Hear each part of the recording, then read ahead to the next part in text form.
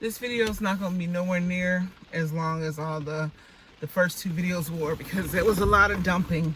This space is a process. This is a set of methods. This is not something that I can just say and be a one-time done. This is going to be something that we all have our different growing space and healing space, but understanding that the hurt is never your responsibility. The hurt is not your responsibility. However, and unfortunately, the heal is. The heal is your responsibility. And the minute you take responsibility for your healing, the minute you take responsibility for your healing, then you have your freedom back. I'm sitting out here in the car in the rain because I was like, how am I going to record today if I can't sit somewhere and record, because I don't have anywhere to go. I can't record from the house because I may say something that is disrespectful. And when I say disrespectful, respecting of their understanding, respecting of what they would like life to be, and that even though it's no longer. So to honor my family the way I can is removing myself from the situation, because you now are aware, or now you are ready to acknowledge that you always recognize something was different about this one. And I've been through so many different types of hurts and so many different types of pain that I can't, there's no fucking way I can talk to you in 20 or 30 minutes and just be done, or an hour even, and just be done. We as human beings fuck each other over consistently. Not because, and there are some people who are malicious and they're literally just out here hurting fuckers because they can. Like, I'm just gonna do some fuck shit because I've gotten away with it for so long that why stop?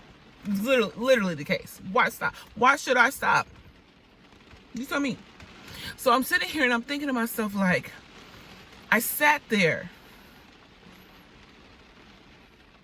and I didn't say anything, but I didn't bow my head.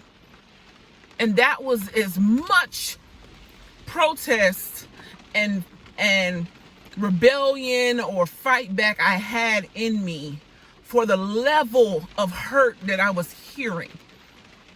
Because the little girl in me would have been a mess. The old person, that conversation would have literally crippled her. There is no way I could not have. That person, that part of me, could not have handled that conversation. I've been through so much, and I'm going to cover each topic, and I will pre-rec each topic, because there's so much I can talk about and unfold. And when it comes to hurt, let me just drop a list for you. Rape at 8 years old. Molestation at 13 years old. Sexual harassment at my first job, 16. And all the hurts and pains that surround those situations.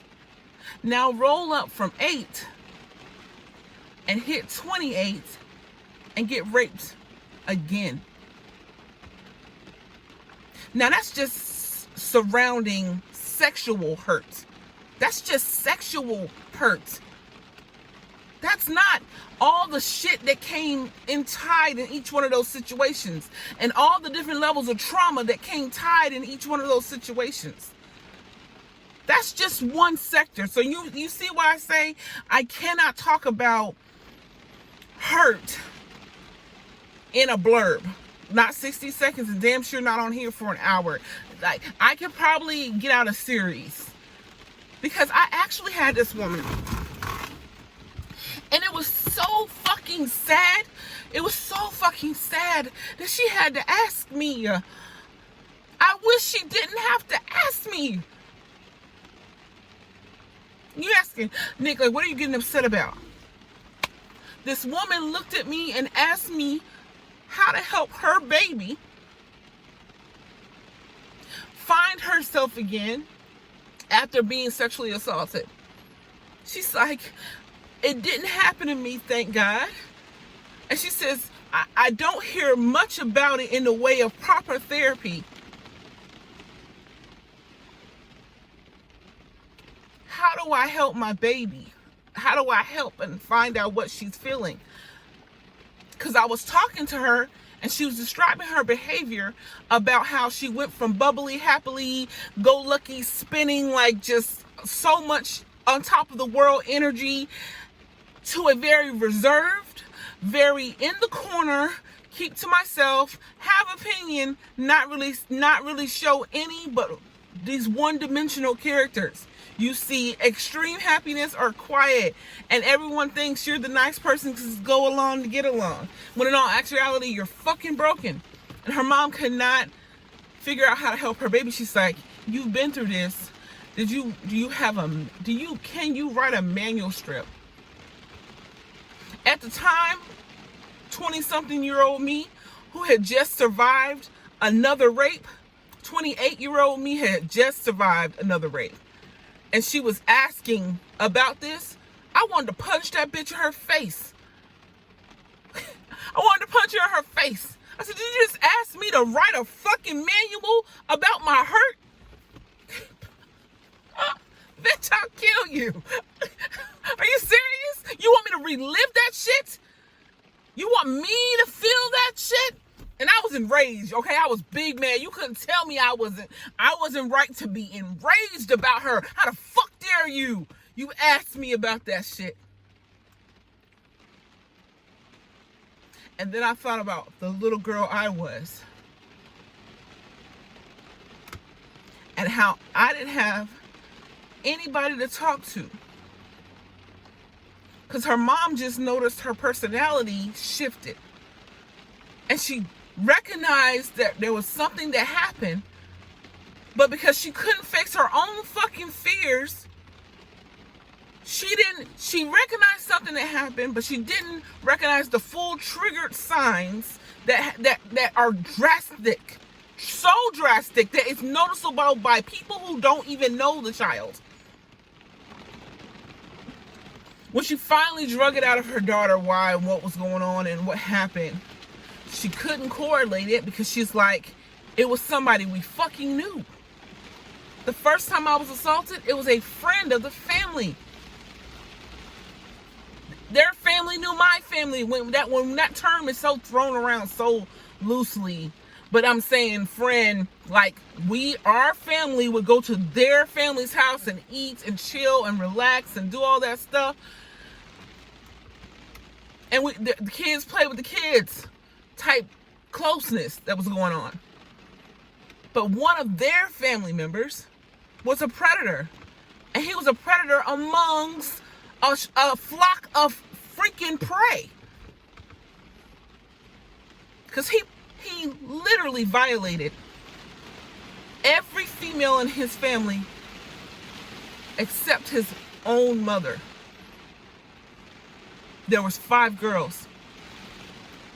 They were all convinced, because he said the same thing to me.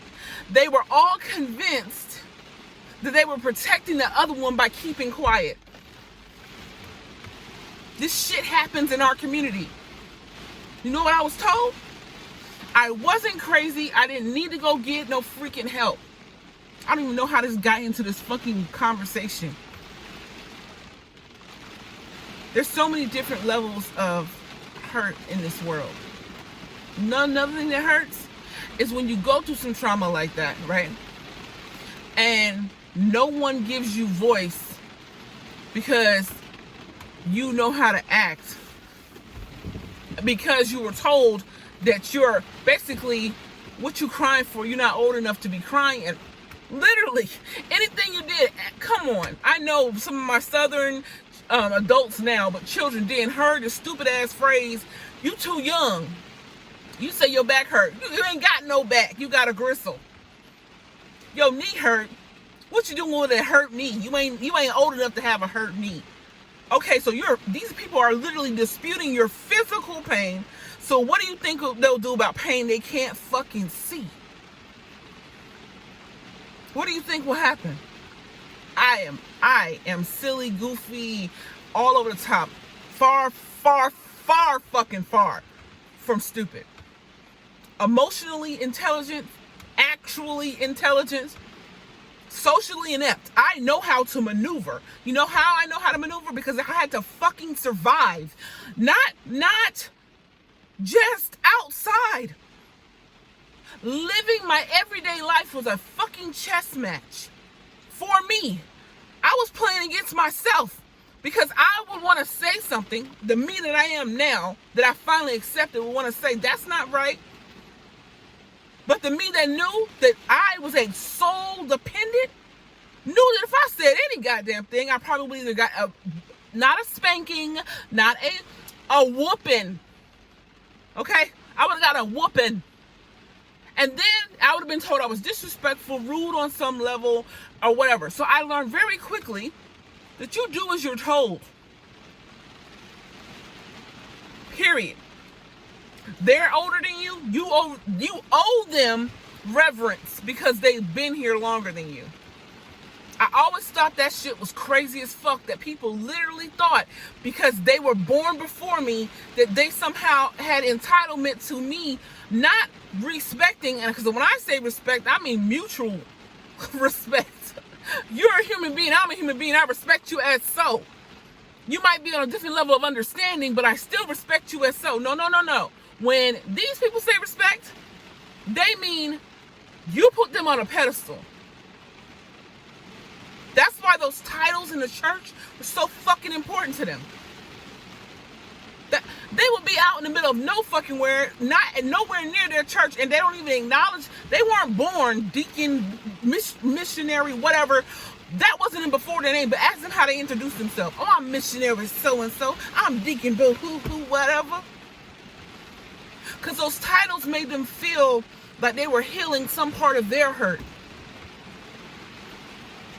I spent so much fucking time hiding and crying on the inside. Not crying publicly because I was told that it was I thought you were stronger than that. Hearing when you were young and in your developmental age and you start crying, shut up before I give you something to cry about.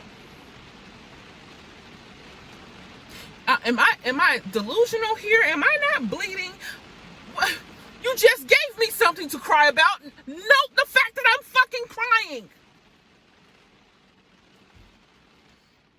Being told multiple times that you're too much because you turned your silly all the way up because that was your survival mechanism. People just, if you're so happy-go-lucky and bubbly and you never show any hint of rage, people will accept you. And you need to work on yourself because you know, your sister's pretty and you're so nice. My sister was pretty and I was nice. You know why? You want to guess? It's not because she's 100 shades lighter than me. Oh, that she is a shade lighter than me. That was one thing. But it's because I've always been on the fluffier side. And when I say always, it was shortly after my trauma that I heard, I think I was about 13, when a deacon in the church tried to force me to suck on him during a church service. We'll talk about, I told you, when I cover a church hurt video, that shit's going to be 2 parts because I don't know if I'm going to make it through without sobbing because it's such a fucked up situation. We're not going to go there. We're talking about hurt in general. We just happen to be on this topic first.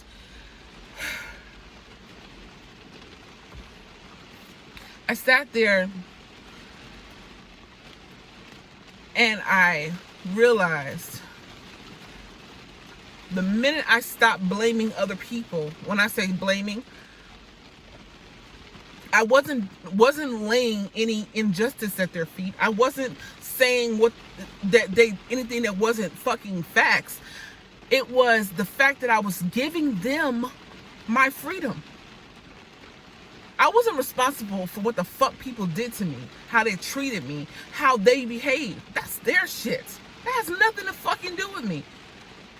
I'm responsible for how I respond, not react, respond to it. I was taught how to respond through fucking trauma.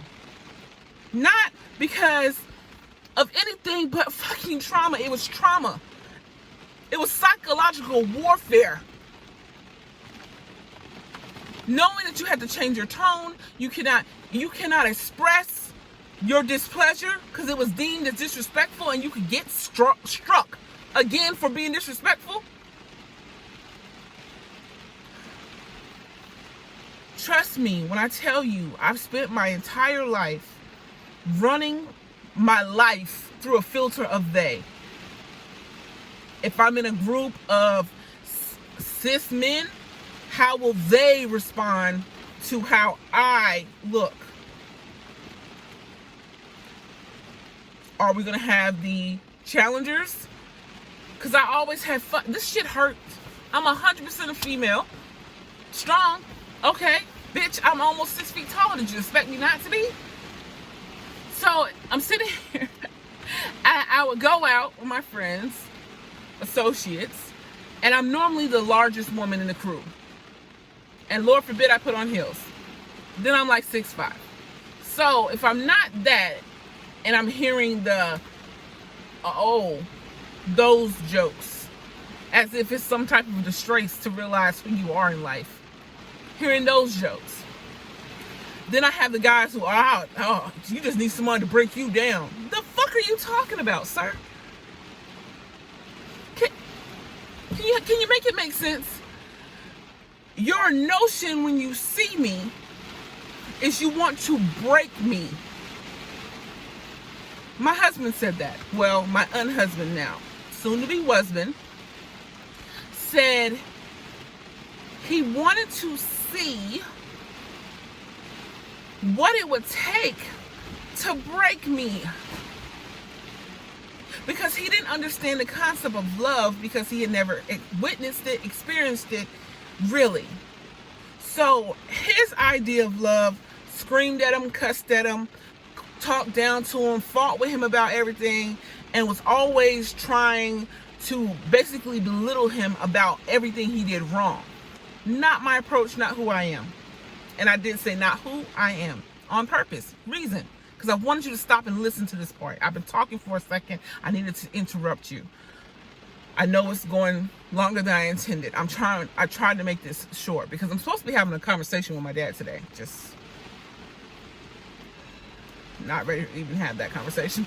But it'll be what it is. I mean, I'm not scared. It's just, I don't know if the person that was in me who kept the lid on that fucking shook up pop bottle for a long time, she's gone. I can't find her.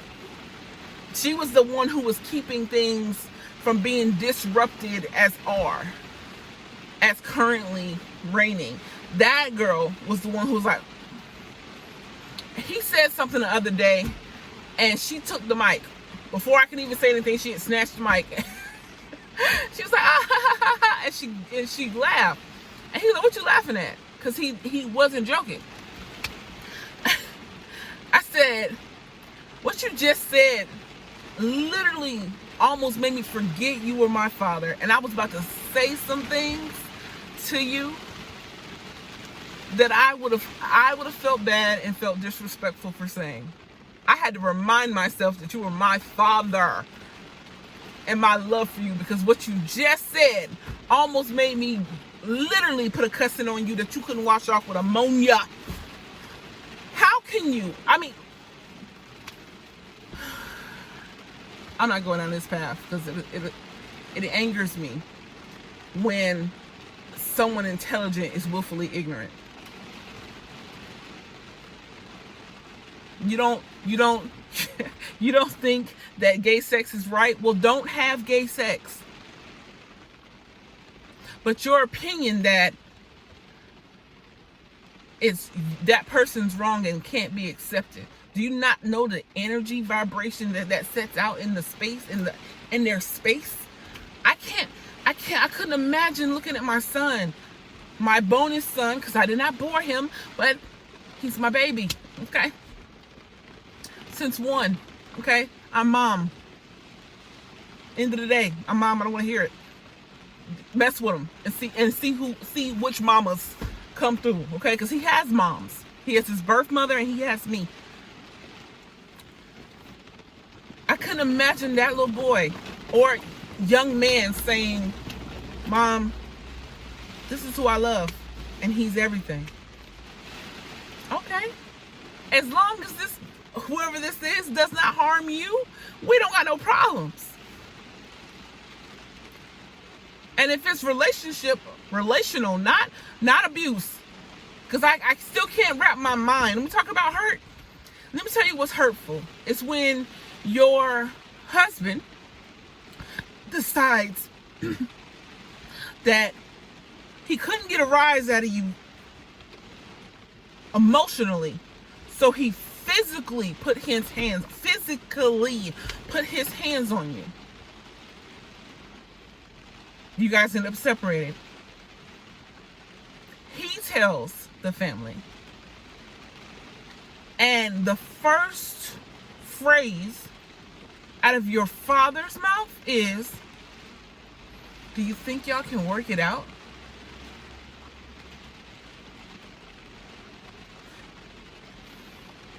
Dear future whoever loves my child, if at any point you feel like you need to put your hands on them, because I'll probably adopt some kids, if you ever feel like you need to physically assault them, come and see me and I'll handle it for them, okay? Because I could not imagine my son telling me that some broad, some male, some who the fuck ever physically harmed them, and because they're in a relationship, I don't even have the wherewithal to ask them or take up arms and show the fuck up and let this motherfucker know, look, my child is the only thing keeping you alive. My child, because they love you.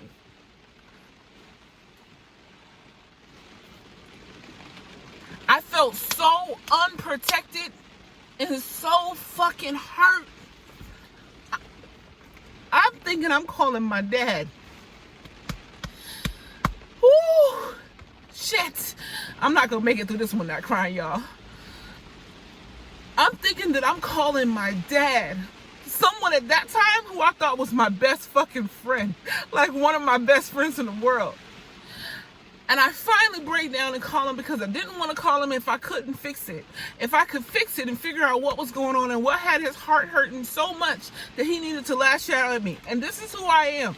This is a big part of me. I'm that person who is with you when you in the mud and when you getting up out the mud and when you first put on new clothes and I'm the person who rocks with you through all steps of the fucking journey. I'm not the person who shows up when it starts looking better. When it's ugly, when you need someone to watch your kids, when you need someone to come help you move shit, even if it hurts them, physically hurts me to do the shit I need to do. I have gotten up out the fucking bed after being in the hospital and driven 45 minutes looking, not even to accomplish the task, looking for where I needed to be to help this person. I thought I was calling my dad. And I thought I would be talking my dad down because I have to explain to him that while my husband did physically harm me, I don't know what to do because I still see the person I love and not just the person who hurt me. But in my pain, in my anger, because at that point I had reached anger, which takes a lot for me, because when you've been through what I've been through, you don't learn anger. Anger does not help you. You have to learn really quickly how to survive. And anger, while you feel it, you need to learn how to mask it. And that's why there's a she who has no name that resides in this bitch, because for years she was being submerged in the most craziest situations and not allowed to express anger about the situation. When I say crazy situations, I'm talking about being told that you're not allowed to be mad when someone's done something to you. Someone's physically done something to you. And getting squashed. And I'm not even going to get into the patriarchal, misogynistic bullshit. But I thought I was calling my dad, man. And I thought that I would hear, "Are you okay?"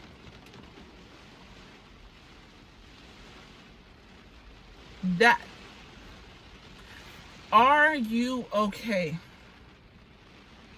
would have felt like a big fluffy blanket on the coldest night, fresh out of the dryer. At the time, I was cold, I was angry, I was broken. I was like, I don't know what to do. I don't know what to do. And I turned to where I thought there would be help. I turned for permission to be upset. I turned for permission to be hurt. I turned for how do I process this hurt? When I really, in actuality, could not in any way process this hurt. Because I had never experienced that. My mom and dad are still married. They've been together since they was fucking in teenagers. Like freaking 19. They've been together forever. So I saw a man in the house.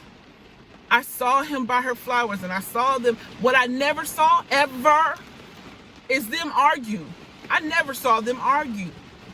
My mom called them heated discussions. They would go in the room and wait till we went to sleep, and they would go in the room and have their private discussions. And while everyone's like, yo, that's so cool, keeping your children insulated from the facts of life. Yes, some things children don't need their hands in, because that type of weight is not for them to carry, because they don't have the processing skills to carry that type of weight yet. But knowing how to work through an argument by seeing the people you respect, honor, and model yourself after work through an argument would have probably been healthy at least once or twice. I saw couples on TV argue and how they argued, and I picked what made most sense to me, what was logical to me, is how I would manage it. And I always kind of more related to the person who always waited for the person to process their emotions and then have a discussion. I'm not going to scream and holler at you. I'm not doing it. I'm not calling you fucking names. Do I curse? Every fucking chance I get. Am I going to stop? Probably fucking not. But when I'm angry, I don't put those words there. I know the vibration that I ride on. I know how powerful I am. I know that because of the things that I've been through, I have a clear concept of who I am. Clear.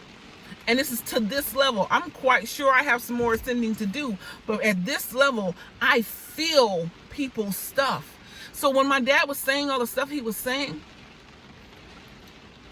while it felt like physical blows, I felt like I was being punched. Like punched.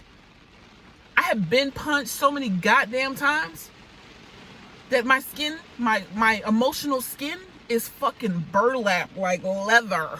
Tough. Because I've been through too much not to have an emotional fucking shield. This is why I know for certain I converse with people, I listen to them, I put myself in their shoes, I see where they're coming from, and I fully understand where my parents are coming from. I do. You can't accept something that goes completely against what you told yourself all this time. Because then that means you have to shake your foundation and actually do your work. People are not ready to do their own work. They can point fingers all day at what they think wrong, but they can't point the fingers at themselves and say, oh shit, that don't look too dope. I was not speaking. Everyone knew me as, oh my God, let's dance, let's play. Oh my God, Nick. They don't know Lola unless you brought her out to protect somebody else. Because I didn't defend myself. There's so many different levels to this shit. Hurt. You know what's the crazy hurt? I hate the stealth hurt. When I say stealth hurt, it's like something rubs you the wrong way and you can't really put your hand on why it rubs you the wrong way. And then years later, something dawns on you and you're like, that's why the fuck I don't like that?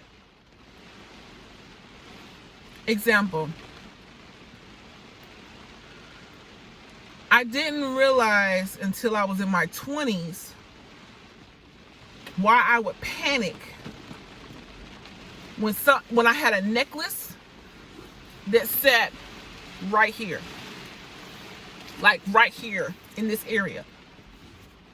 See the hand? Here? Panic. It didn't matter. It could be something loose. If it was sitting here and I can feel it, like if it hangs low, I'm fine. If it sits high, I'm fine. But right here, like actually right there, I couldn't handle. Hyperventilating. My heart started racing to the point where whatever the fuck it was, I'm ripping it off. Ripping it off. It has to get off of me. It wasn't until when I was 28 and I was raped and I needed counseling and it turned into a big mess and I'll talk about it later. But I needed counseling and I said, forget it. You don't want me to go, fuck it, I'll find a way. I will walk. I'm going to get help. I need fucking help. I can't pour no oil on this and say a Jesus 1,000 times until my tongue is fucking full of cotton and swole out. No, I need to go and process some shit. It wasn't until I went and had actual processes and methods and healthy coping skills, because after being listened to, she didn't fix shit. She gave me a journal. And she says, just write down how you're feeling every day, and no matter however you're feeling, keep it near you if you can. And just write it down. She's like, if you feel like acting out, for those of you who don't know, when someone is sexually assaulted, they fall into a list of categories. Some people come stagnant, freeze. They literally do not want to be completely no type of closeness that looks like that type of attention coming their way. Others, they find a medium where, well, it doesn't matter anymore, and they become extremely promiscuous. Others, they are victims. When I say victims, they keep putting them, they're like, it's almost like a victim haunting. They literally, it's on repeat. They don't even realize that they're repeating their trauma over and over again, and they're searching out people that will remind them of the person who hurt them. It's a weird process, but it does happen, and it happens more times than not.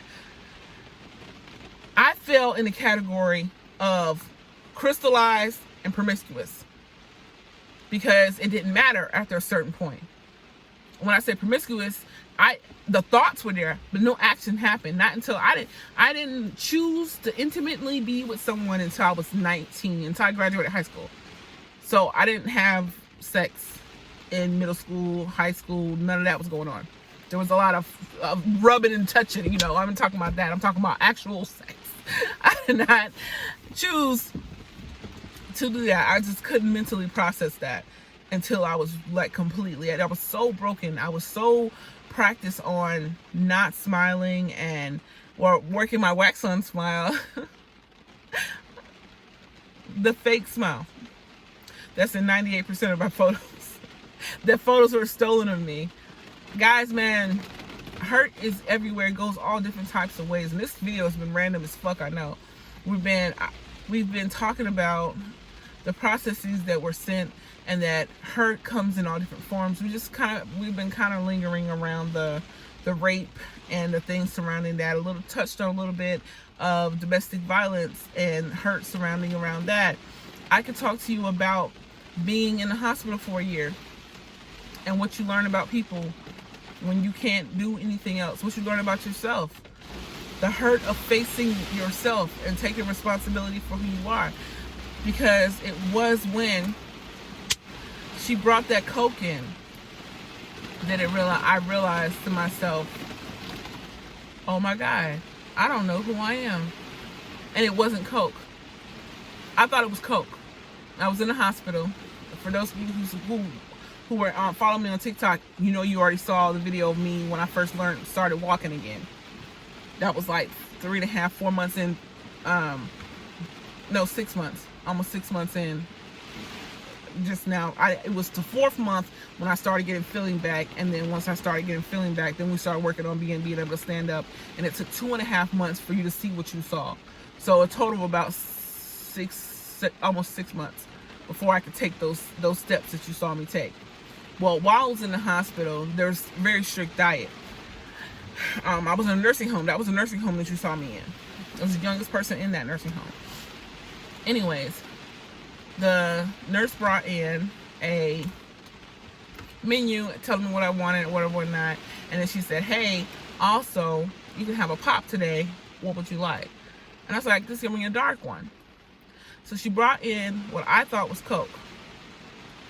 And I took a sip, and I said, man, this Coke is so good. It tastes so different. Look how, you know, like what brand? She's like, sweetie, it's not Coke. That's Pepsi. I said, what? Why is this so good? Oh, it's gross, but it's good. Like, it burned, it hurt.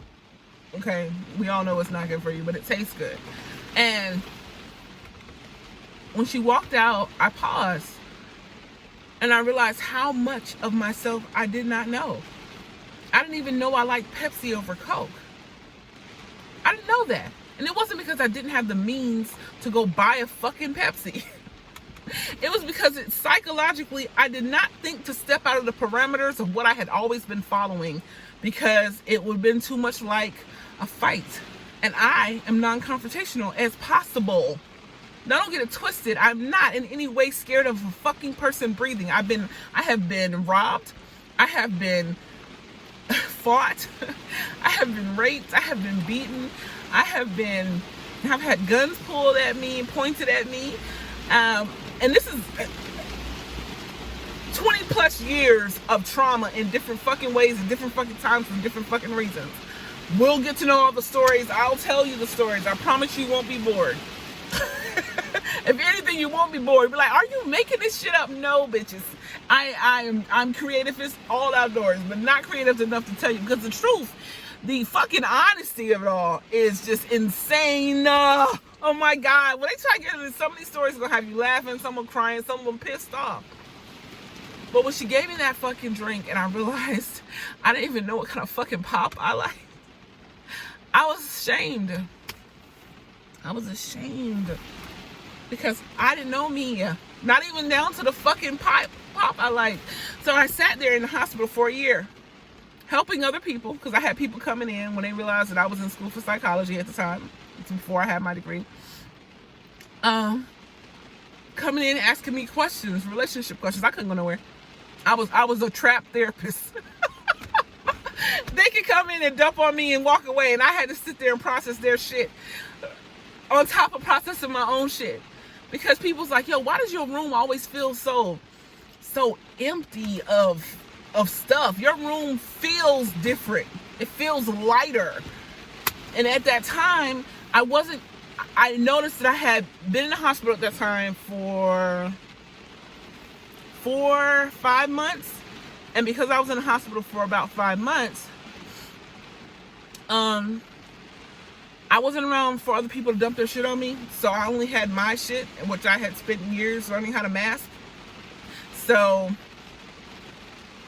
it was light in the room. So people could come and feel like they could literally pour out and still be good. You understand what I'm saying? So people would come and dump. And then it slowly started slowing down. Visitors slowly stopped coming by because I had been in there for so fucking long. People still came and saw me. It was just a pretty prison. It was beautiful. Don't get it twisted. It was one of the most beautiful facilities. I was a personal banker at the time. My insurance was great. People don't respect that, so they respect them damn insurance cards when they see if it's not an HMO. I'm like, oh, okay, so we gonna get this coin. So bring her in and give her the best. So I was very blessed in that sense. Great privilege to have healthcare that's actually functional when you're going through trauma. That taught me about insurance. That's really what taught me about insurance. And like, I can't and won't live a life without insurance until there's a time that there's a universal situation where I don't have to think like, will I die if I have shitty insurance? I mean, there's enough negatives per society. I don't think these are negatives, but society does. I'm a woman. I am a black woman. I am in the LGBTQ community. Oh my God. Oh, I'm a darker of the blacks. And I'm almost 6 feet tall. So yeah, and don't think it don't matter. Please understand, it fucking matters. Especially for every tall woman who's ever dated a man, you know what I'm talking about. It matters. If you don't have the pocket men coming up to you, you have the people who always want to fight you or challenge you. That shit hurts. It's like, look, I'm just trying to be outside, meet somebody, probably hook up, and I'm sitting here having to show you how much you're not what you think you are. You don't scare me, and I am not your challenger. Let me show you. Like, motherfucker, what is this? Like, what are we doing? Why are we doing this? Why is this happening? We're at a party. That shit used to hurt me, man. I was like, damn, how can I look less threatening, even to my own fucking men? I have been hurt by men in my life, and unfortunately, 98% of that hurt has come from people that look like me. Does it make me love them any less? Not at all. I love black people. I'm one of them. And I sit here and I think about all this shit, man. And I'm like, why in the whole entire fuck are you doing this? We go through so many different types of hurt. I was trying to avoid this space. I didn't want this to run this long. I didn't want to be emotionally spent, but I need to get it out. I'm sorry, this is another long ass video. I'll try to cap it out in the next few seconds here. Sorry, this is really, really raw. It's not edited, it's not neat. It's just me sitting in the car talking about hurt and how many different forms there's so many. God, like, I would need to get a piece of paper. Like, I had no structure for this video. I'm sorry, okay? Forgive me. I promise you I'll get better. It'll be more fluent. It'll be the hit them with the good shots. Bam, bam, bam. And smoother. Not generic bullshit. Real legit information. Shit that's practical and shit that's theory. Because in theory, I can give you all my practices and all my methods and all the models. And in theory, they work. I know they work. It is factual that they work. But it will only be a theory to you if you don't put it in practice. So, empowerment theory. That's why the name of the page is empowerment theory. Guys, I'm just aware that the minute I stop saying, well, the reason why, before what they did, that's a little bit less. Because the reason why means here's all the bullshit I'm doing, and here's my excuse to do it.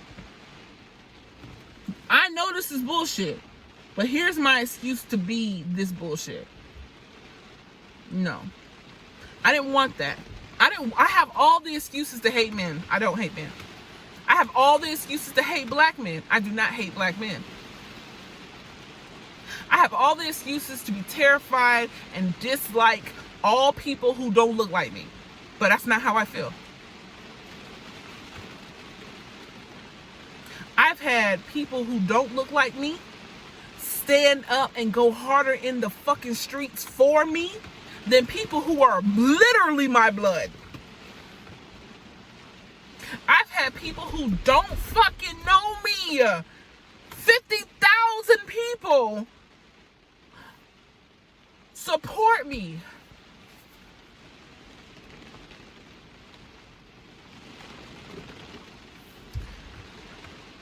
protect me with their words. If he would have said, "Are you okay?" It's been years since that that list of stuff that happened. And to this day, only one of my family members out of 5 asked me, was I okay? One of my family members said, well, what did you do to make him feel that, to make him do that? What did I do to make him physically assault me? Bitch, are you serious? That was my response inwardly. Inwardly, that's what I said. Outwardly, I went, okay. And I knew then, like, when people show me, I don't give a fuck who you are. When you show me where you are and I finally see that, because I am a benefit of the doubt giving motherfucker. I'd be like, oh, it's the benefit. You know what? They're probably in a bad space. No needing to process some shit. That's all that's going on. I'm not gonna, discount someone for them needing to process. They're going through some stuff. I know this because I've been in that place where I was going through some stuff and I ripped somebody's head off and felt like shit afterwards. I apologized. But I do that. I give people the benefit of the doubt a lot. So when I finally get to the place where I'm like, oh no, so this wasn't an incident. This is who the fuck you are. Oh. Okay. We don't got to move forward. We don't have to move forward. Once you show me, we don't have to go no farther. You live where you are, and I'm going to go where I be. Because I'm not doing it. It is a waste of time. It's a waste of time. I thought I'd put this down, and somehow it's just, sorry guys. Sorry for the it man moment. Ponytail was pulling top of my head. It keeps hitting this band. This is why I need a bigger vehicle. This one's paid for, so we're not tripping, okay? Paid for situations. Oh my gosh. I love you guys so much. He didn't say, are you okay? So when he didn't say, are you okay? Our relationship fractured. Like, let me tell you, me and my dad were so freaking close. And when I was in my mid-20s, that I was calling him in the middle of the damn day. Like, this is when I was practicing monogamy, and on top of practicing, I was living the cis model. Dating a man, passing for straight because I dated men. Period. Because that's what was accepted, and at that time, acceptance was more important than my happiness and peace of mind. I needed the acceptance to feel okay. I needed it then. Now I don't. I don't need it. And I realized I didn't need it after I realized I didn't have it. It's processing, man. It's all processing. I'm gonna get off here. We're gonna cover this topic. I really wish these things were interactive. Like, what do you guys think about doing a Zoom? I want to talk. I don't have nobody to talk to, guys. I talk to the screen, and then you guys leave comments, and then I talk to the screen. I want to talk, even if it's virtual. Like, I need connection. I can't do it at the house right now. My plan is to have me and Los out of there by midweek next week. But Friday's going to be my last day at the place that I currently work. I will not say the place that I currently work until I no longer work at the place I currently work. I'm not stupid. I'm turning their shit in on Friday. I'm gonna work from the office on Friday. And yeah, I think it's just a done data. It's just time for me to go. Like, there's nothing else to talk about. I've taken responsibility for where I am. Finally. I needed the push because I still wanted to protect the people around me at the cost of everyone who was connected to me. You guys didn't have no idea how many inboxes I got from people who are like, I'm here. You're not by yourself. This is why I haven't done this. Oh my God, thank you for sharing your story, because, whoa.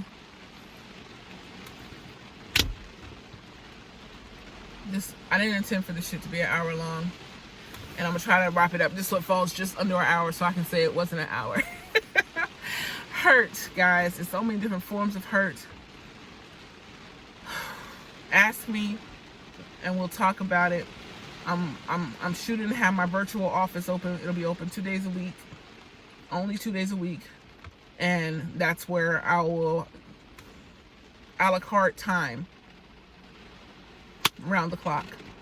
We can have group conversations. You can come into an exclusive group conversation sitting with about 8 people, and we can talk about it and we can get it out. We can work out a plan, and everybody can have time in that planning. And we'll, like, for people who suffer from anxiety and panic attacks, suicidal, homicidal thoughts, all of that stuff, I've been there. There's coping mechanisms that are healthy.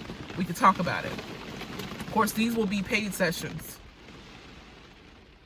You understand? I didn't spend $200,000 on my education not to have a way to eat. Okay? I can't take care of I can't be thinking about how I'm gonna feed my bird and myself while I'm trying to help somebody work through something that they can't let go of, that they haven't had the model or the skill set to let go of yet. And you want to tap into my skill sets and my models, there will be plenty of free information on YouTube, TikTok. When I get my Twitter live, well, I'm never gonna get my Twitter live together. Let me stop lying to myself.